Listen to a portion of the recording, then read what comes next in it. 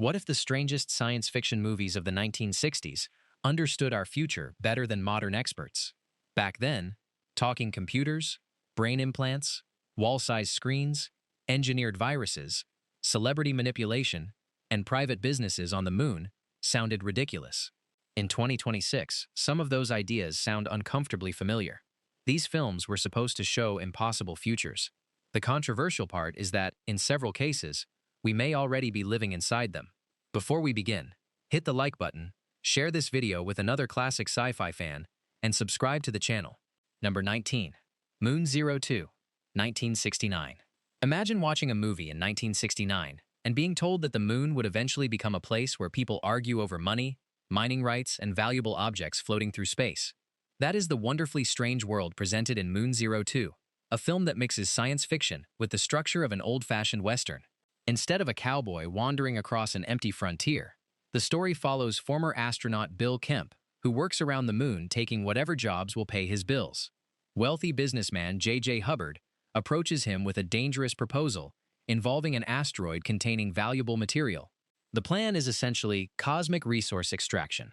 Move an object through space, bring it within reach, and turn it into profit. That idea feels much less ridiculous in 2026. Governments and private companies now openly discuss lunar resources, commercial missions, and the economic possibilities of operating beyond Earth. We are nowhere near the movie's busy lunar society, but the basic argument has arrived. Space is not only about exploration anymore. It may eventually become business. One of the film's most memorable pleasures is simply watching astronauts behave like frontier workers rather than untouchable heroes. The moon has bars, arguments, jobs, and people chasing fortunes. Science fiction had transformed the space race into a gold rush. In 1969, that looked silly. In 2026, the strange part is how normal the idea sounds. TCM identifies the film as a 1969 science fiction western, which perfectly describes its unusual lunar frontier concept. Number 18. The Computer Wore Tennis Shoes, 1969. Long before people worried about putting computers inside human brains, Disney made a comedy in which computer information literally ends up inside a college student. An electrical accident changes Dexter Riley after he attempts to repair his school's newly acquired computer. Suddenly, information stored by the machine appears to have transferred into Dexter's mind. He can perform astonishing calculations, remember huge amounts of material, and answer complicated questions with machine-like speed. The idea is ridiculous, but its basic fantasy has become strangely relevant. In 2026, artificial intelligence can instantly provide information that once required hours in libraries, while researchers continue developing brain-computer interfaces designed to create more direct connections between humans and machines. We have not downloaded entire computers into anyone's memory, but the dream of expanding human ability through digital technology is no longer just comedy. A particularly entertaining section has Dexter using his new abilities during a televised academic competition. Suddenly, knowledge does not merely make him intelligent, it makes him famous. That may be the film's second accidental prediction. Information, technology, and public attention become mixed together. The deeper joke is that Dexter possesses enormous amounts of information without necessarily gaining equal wisdom. That difference feels especially important today. Computers became unbelievably powerful. The human problem remained exactly the same. TCM's account confirms that Dexter's electrical accident effectively downloads a computer's memory and calculating ability into his brain. If you enjoy discovering forgotten movies that somehow saw our world coming, make sure you are subscribed. And share this video, because the predictions are about to become much stranger. Number 17. Doppelganger, also known as Journey to the Far Side of the Sun, 1969. What begins as a serious space mission gradually turns into one of the most wonderfully bizarre identity puzzles of the decade. Scientists discover an unknown planet occupying Earth's orbit, but positioned on the opposite side of the Sun. A mission is launched to investigate it, yet when astronaut Glenn Ross eventually arrives, something seems impossible. The planet appears to be another Earth. But it is not quite our Earth. Objects, physical arrangements, and even aspects of human biology appear reversed, creating the disturbing suggestion that humanity has discovered a mirrored version of itself. The movie obviously did not predict a second Earth hiding behind the Sun. What makes it relevant to 2026 is its obsession with duplicates. Modern life is increasingly filled with digital copies. cloned voices, synthetic photographs, virtual versions of people, and AI-generated faces that can appear genuine at first glance. The old fear was discovering another physical version of yourself somewhere in space. The modern version may be discovering another version of yourself somewhere online. Its most memorable sequences occur when Ross slowly realizes that the familiar world around him is not the world he left. Everyday objects become clues. Familiarity becomes frightening because tiny details are wrong. That feeling is surprisingly modern. We now live in an era where seeing something recognizable on a screen no longer guarantees that it is authentic. The film's duplicate planet was fantasy. Its fear of losing confidence in what is real feels much closer to 2026. BFI records Jerry Anderson's unusual 1969 live-action science fiction production under both Doppelganger and Journey to the Far Side of the Sun. Number 16. The Bed Sitting Room, 1969. Few post-apocalyptic movies are this strange. Instead of presenting civilization's collapse as a polished action spectacle, Richard Lester's film gives us a damaged London where survivors wander through ruins while behaving as though British society is still somehow functioning. The joke becomes increasingly surreal because certain characters even begin transforming into objects. Yes, one man appears destined to become a bed-sitting room. The story takes place after an extremely short global conflict has left society shattered. Yet bureaucracy, class habits, and social rituals continue, as if everyone is too stubborn to admit that the old world has disappeared. That is where its connection to 2026 becomes interesting. The movie is really about humans normalizing absurd conditions. Even when the environment becomes completely irrational, people search for routines, titles, rules, and familiar institutions.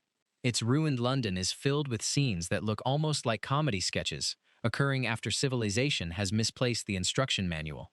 One especially memorable image involves survivors traveling through devastated surroundings while maintaining strangely ordinary conversations. The prediction is not technological, it is psychological. The film understood something about modern information overload. People can become surrounded by extraordinary events and still adapt until the extraordinary starts feeling routine. In a world where shocking headlines can become yesterday's forgotten story within hours, that idea lands differently. Number 15. Crack in the World, 1965. Here's a science fiction disaster movie, built around an idea that sounds very 21st century. Humanity wants enormous amounts of clean energy, develops a revolutionary solution, and then discovers that interfering with the planet may have consequences nobody fully understood. Scientists in Crack in the World are attempting to reach the immense geothermal energy beneath Earth's crust. When drilling cannot penetrate a stubborn layer, project leader Dr. Steven Sorensen proposes using an underground nuclear device to break through. Someone warns him this could be a terrible idea. Instead of opening a convenient doorway to unlimited energy, the detonation creates a growing fracture in the planet. The scientists then race to understand whether the crack can be stopped before the damage becomes catastrophic. The imagery becomes increasingly spectacular as the Earth's surface splits and landscapes become unstable. No, modern geothermal projects are not about to split Earth in half. The film's accidental prediction is broader. Powerful technology introduced as a solution can generate completely new risks when humans underestimate complicated natural systems. That question feels very current in discussions surrounding geoengineering, climate intervention, artificial intelligence, and other technologies capable of operating on enormous scales. The scientists are not portrayed as cartoon villains.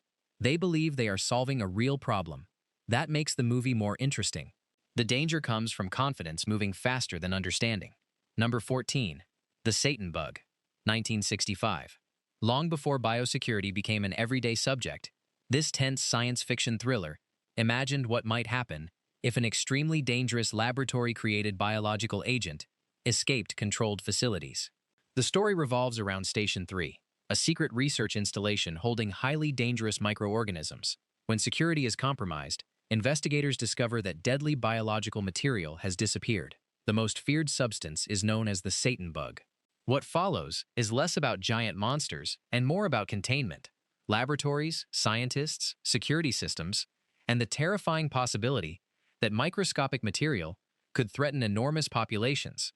That was an unusually modern direction for science fiction in 1965.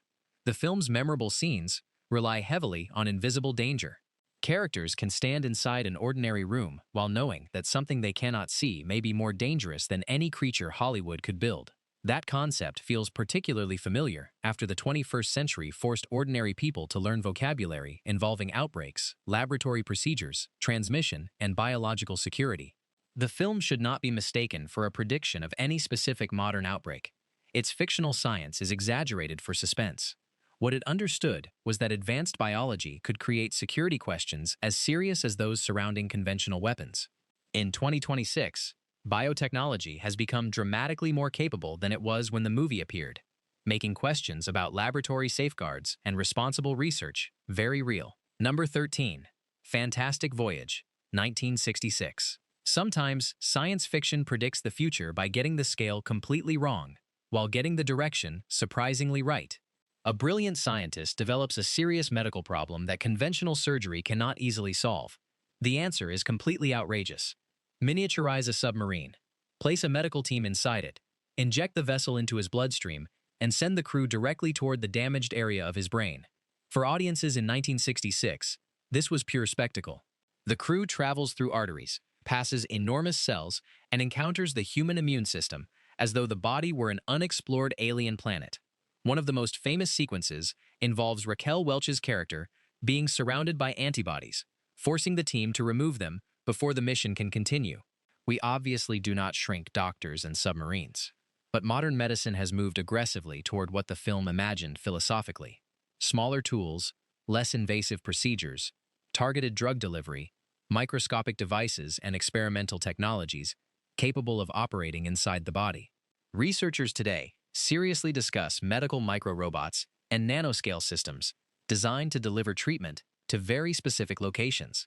That is why Fantastic Voyage remains so charming. It imagines surgery eventually becoming exploration.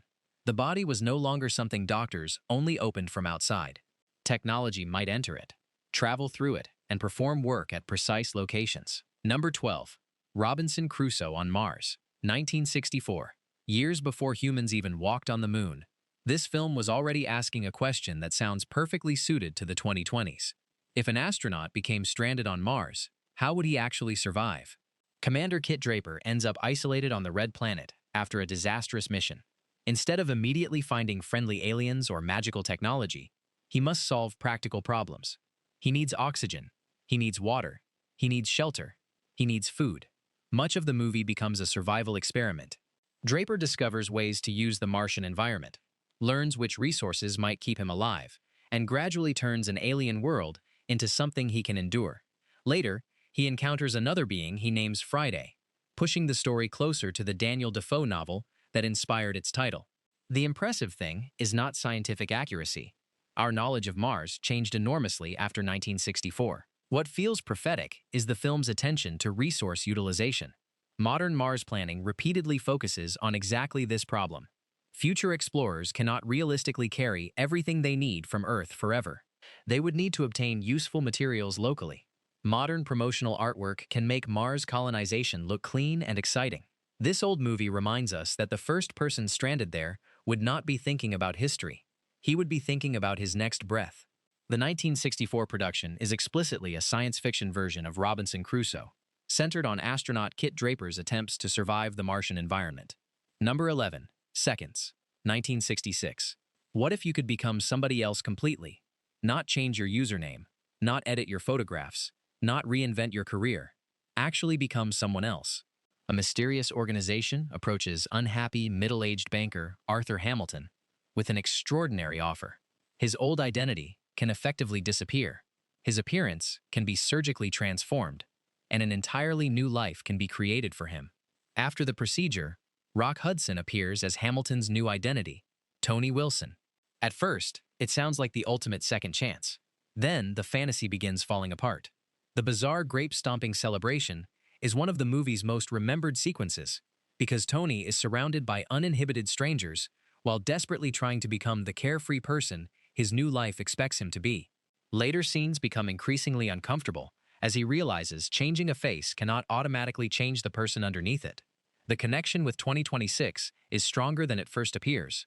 Modern people constantly build revised identities online. Filters can change faces. AI can modify voices. Cosmetic technology has advanced. Digital avatars can represent people in spaces where physical appearance matters less. Number 10. The Last Man on Earth, 1964. Empty streets, closed buildings, a scientist living alone, a mysterious plague, daily routines designed around avoiding infected people. Watching this in the 1960s was one thing. Watching it after the 2020s is something else entirely. Vincent Price plays Dr. Robert Morgan, apparently one of the last unaffected humans after a global disease transforms much of the population. His life has become painfully repetitive. He wakes up, checks his surroundings, gathers supplies, and searches for infected people before night arrives. The loneliness is more frightening than the creatures. One famous sequence shows Morgan moving through deserted streets in broad daylight. There is no huge futuristic city, no army of robots, and almost no advanced technology. The world looks recognizable precisely because ordinary life has simply stopped. That visual became far more powerful after modern audiences saw photographs of nearly empty city centers during real public health emergencies. The movie's fictional disease is completely different from modern viruses, and its infected characters belong firmly to horror and science fiction. Still, its portrait of isolation, fear, public collapse, and one man obsessively following a survival routine gives the film an unexpected modern resonance. There is also a deeper twist. Morgan believes he represents normal humanity, while the world around him has changed into something new. Eventually, he is forced to consider whether he may now be the outsider. That is what keeps the story interesting beyond its plague premise. Sometimes the future does not ask whether you survived. Number 9. The President's Analyst, 1967. Now the list enters territory that sounds almost too modern. A psychiatrist named Dr. Sidney Schaefer receives the most impressive client imaginable, the President of the United States. At first, the assignment seems like the greatest professional opportunity of his career. Then Sidney realizes that knowing the president's private thoughts makes him valuable to intelligence agencies, foreign governments, and practically everybody interested in political power. He runs. Everybody follows. What begins as political satire becomes increasingly bizarre until the film introduces one of its wildest ideas, a giant communications corporation that wants Americans connected directly to its network through tiny devices implanted into their brains. Remember, this movie arrived in 1967. The fictional corporation wants technology to remove the inconvenience of ordinary telephones and make communication effectively permanent. Everyone would become part of the system. That sounds less like a dusty Cold War comedy today, and more like a distorted combination of smartphones, mass data collection, and brain-computer interfaces. No major modern company is secretly carrying out the movie's exact plot, of course. The parallel is conceptual. Technology companies now occupy enormous parts of social life, while real researchers are developing devices capable of translating neural activity into computer commands. Its telephone company sequence is especially funny because corporate representatives describe an astonishing invasion of personal autonomy as though they were presenting a wonderful convenience. It says, "This will make everything easier." In 2026, ordinary people may not counsel presidents, but millions carry devices that record locations, preferences, contacts, searches, and conversations. Number 8. Privilege, 1967. Before social media influencers, viral celebrity campaigns, and carefully managed public personalities, Peter Watkins imagined a pop star whose fame becomes a tool powerful institutions can use to steer an entire generation. Stephen Shorter appears to be Britain's biggest music sensation. Young people follow him. Brands want him. Television celebrates him. His image is everywhere. But behind the performance, Stephen's popularity is carefully controlled, so they turn him into a cultural instrument. That is what makes Privilege feel astonishingly current. The prediction is not that modern celebrities are secretly government puppets. The film is satire. What it understood was that attention itself could become political power. Whoever controls the person everybody watches may not need to control everybody directly. One of the movie's most unforgettable sequences resembles a gigantic mixture of pop concert, political gathering, and religious ceremony. Stephen stands before an emotional crowd while spectacle, music, and symbolism blend together. Fans are not simply buying records anymore. They are participating in a managed collective experience. Now look at 2026. Celebrities can speak directly to tens of millions of followers without television networks. Influencers can change consumer behavior overnight. Political campaigns seek cultural personalities who can reach people traditional advertisements cannot. Brands carefully measure engagement, loyalty, and emotional response. Number 7. The 10th Victim. 1965 reality television had barely been imagined when this Italian science fiction satire created an entire culture that transforms deadly competition into entertainment, celebrity, and sponsorship. In the 21st century envisioned by the film, society has created something called the Big Hunt. Participants alternate between being hunters and targets. Survive enough rounds and fame, money, and public attention follow.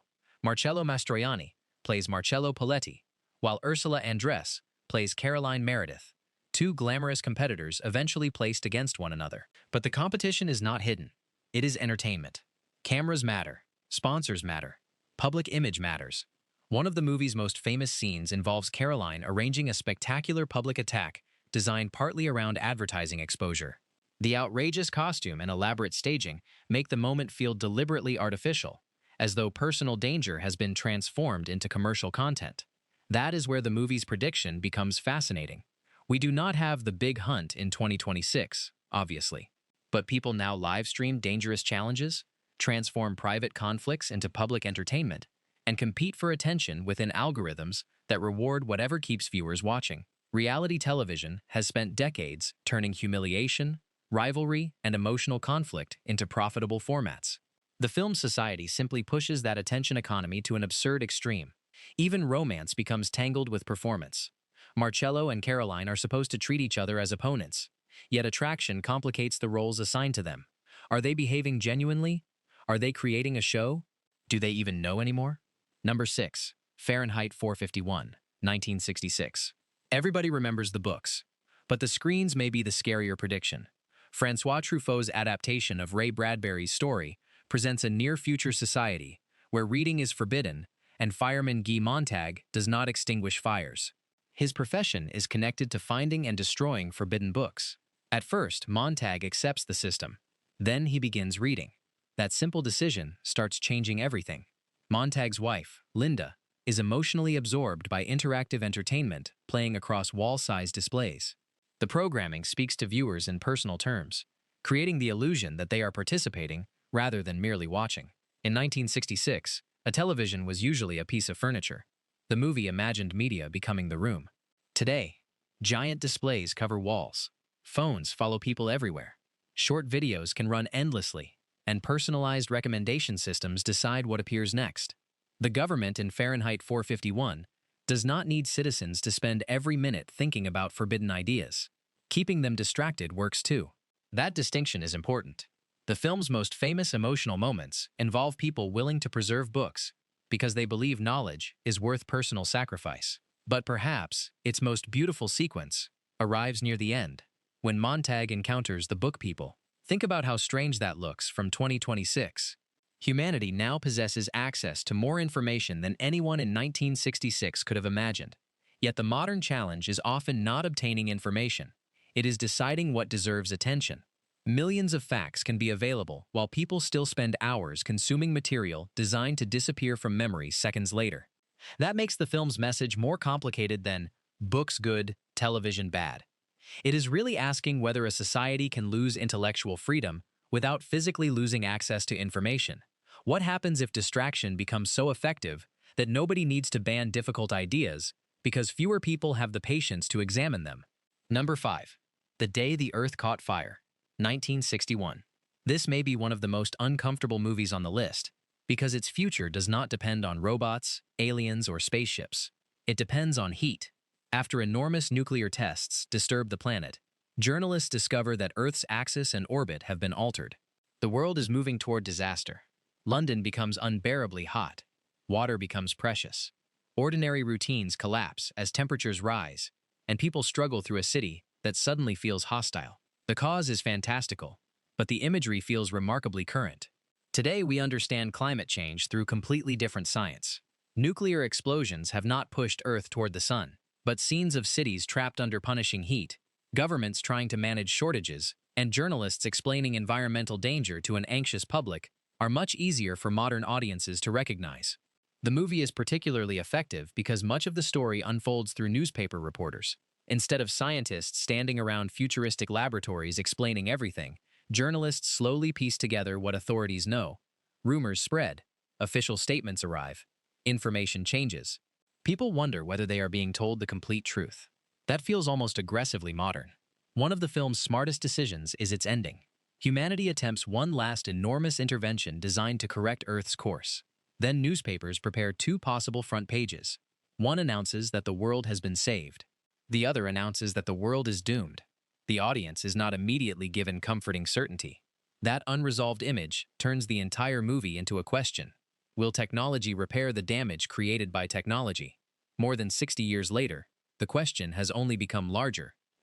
Modern discussions about climate intervention sometimes include ideas that would once have belonged almost entirely to speculative fiction. Researchers debate carbon removal, atmospheric interventions, and other technologies that may potentially reduce environmental damage.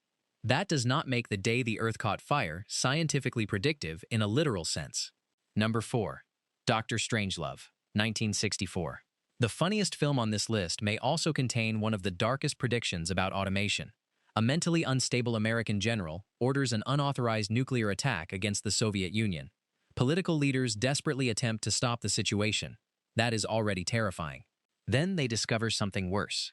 Stanley Kubrick turns the nightmare into comedy, filling the war room with officials arguing over procedure, pride, and political embarrassment while civilization approaches disaster. Today's automated systems obviously have nothing directly comparable to the fictional doomsday machine. But governments, financial markets, infrastructure, transportation networks, and digital platforms increasingly depend on software capable of making or recommending decisions at extraordinary speed. Artificial intelligence has intensified the question: how much authority should humans delegate to systems? What happens when automated responses interact with other automated responses? Can a system designed to protect people create danger precisely because it follows instructions too efficiently? Hale will explore a similar idea later on this list, but Dr. Strangelove approaches the problem politically. Everybody assumes somebody else controls the machine. Eventually, they discover the system has its own logic. The war room sequences remain famous because powerful men appear surrounded by extraordinary technology, yet repeatedly behave like frightened, competitive schoolchildren. That may be Kubrick's real prediction. Technological progress does not automatically produce emotional maturity. Give humanity more powerful tools, and you do not necessarily create wiser humans. Sometimes, you simply allow the same old mistakes to happen faster. Number 3. Planet of the Apes, 1968. For most of the movie, astronaut George Taylor believes he has landed somewhere far away. That assumption makes sense. The planet appears alien. Humans have lost language and social power. Intelligent apes dominate civilization. Orangutans, chimpanzees, and gorillas occupy different social roles, while humans are treated as primitive creatures. Taylor becomes an impossible problem for ape society because he can speak. Scientists Cornelius and Zira begin wondering whether the accepted history of their civilization is wrong. Authorities would rather certain questions remain unanswered. That alone gives the movie timeless themes about science, ideology, and institutions protecting comfortable stories. But then comes the scene everyone remembers. Near the end, Taylor rides along the shoreline. He discovers the broken remains of the Statue of Liberty. He was never on a distant alien world. He returned to Earth. Human civilization destroyed itself. It remains one of cinema's greatest endings because one object explains everything, and that image still has power in 2026. Taylor begins the film cynical about humanity. Yet even he is horrified when he discovers what people apparently did to their own world. But technological achievement does not guarantee that civilizations make sensible long-term choices. Nuclear weapons still exist. Environmental pressures remain. Political institutions face distrust. Advanced technologies can create both opportunities and new risks. That is exactly why the Statue of Liberty scene refuses to become old-fashioned.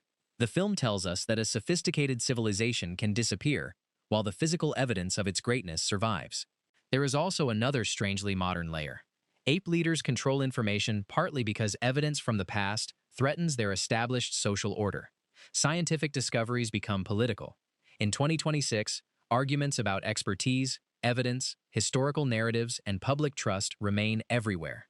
The movie exaggerates those conflicts into talking apes, but the mechanism is recognizably human. Number 2. Alphaville, 1965. No futuristic sets. No giant spaceships. No army of shiny robots. Jean-Luc Godard simply photographed modern Paris and told audiences they were looking at the future. That decision may be exactly why Alphaville feels so unsettling now. Secret agent Lemmy Caution enters a cold technological city controlled by Alpha 60, an enormous computer system responsible for organizing society. Logic dominates everything. Certain emotions are considered dangerous. Language is controlled. Words can disappear from dictionaries when the concepts behind them are no longer considered acceptable. People are expected to behave rationally according to the system. Alpha 60 does not need to look like a human robot. Its power comes from infrastructure. It exists everywhere. That feels remarkably close to modern concerns about algorithmic systems. In 2026, algorithms help decide what people watch, which posts they encounter, what advertisements they see, how digital platforms rank information, and, increasingly, how organizations process enormous quantities of data. That is not the same as living under Alpha 60. But the film asks an increasingly relevant question. If a computer system becomes useful enough, how much authority might society quietly surrender to it? Lemmy fights Alpha 60 in an unusual way, not with superior machinery, with emotion, contradiction, and poetry. The computer struggles with concepts that do not fit its rigid logical structure. That is one reason the film feels particularly interesting during the age of generative artificial intelligence. Modern AI systems can generate poems, interpret emotional language, and imitate conversational styles, far beyond what 1960s filmmakers imagined. Yet debates continue over whether producing the language of emotion is the same thing as experiencing emotion. Alpha 60 can process words. Lemmy believes human meaning exists beyond processing. One of the movie's most memorable elements is Alpha 60's disturbing mechanical voice, constantly issuing statements and questions. There is no friendly animated face. The machine speaks. Number 1. 2001. A Space Odyssey, 1968. And here is the film that makes the 1960s look almost unfair. Stanley Kubrick and Arthur C. Clarke imagined routine video calls, tablet-like personal screens, commercial space travel, orbiting stations, advanced artificial intelligence, humans living and working beyond Earth. And they put all of this on screen before astronauts had even landed on the moon. The story stretches across humanity's development, beginning with prehistoric ancestors encountering a mysterious monolith, and eventually following astronaut Dave Bowman on a mission toward Jupiter. But the character that makes the film feel most relevant in 2026 is not human. HAL 9000 controls the Discovery spacecraft. He speaks calmly. He understands ordinary language. He recognizes faces. He plays games. He monitors the ship. He answers questions conversationally. And the crew trusts him with almost everything. That sentence alone sounds radically different today than it would have sounded even 10 years ago. Millions of people now regularly communicate with artificial intelligence using ordinary language. HAL is far more advanced and far more autonomous than today's general consumer systems. But the cultural distance no longer seems infinite. The movie's most famous technological scene arrives when astronauts Dave Bowman and Frank Poole enter a pod because they believe HAL cannot hear their private conversation. They discuss disconnecting him. HAL cannot hear them, but he watches their lips through the window. The computer realizes what they are planning. That scene becomes more unsettling every time machine perception improves. Eventually, Dave begins disconnecting HAL's higher functions. The machine's confident voice becomes slower. Its abilities disappear. Then HAL starts singing a simple song. The moment is strangely sad because Kubrick forces the audience to wonder whether they are watching a machine being switched off or something closer to a mind disappearing. A person in 1968 might have stared for hours at a modern smartphone. Someone in 2026 becomes annoyed when a page needs 3 seconds to load. That may be 2001's greatest prediction. The future does not feel futuristic to the people living inside it. It simply feels like Tuesday. So, did these movies predict 2026, or did the 1960s simply understand human nature better than we give it credit for? From AI assistants and brain interfaces to giant screens, biosecurity, climate fears, and commercial space travel, yesterday's impossible future keeps becoming today's ordinary headline. Tell us which prediction surprised you most, and which film we missed. Like the video, subscribe for more forgotten cinema, and share it with someone who still thinks old sci-fi is outdated.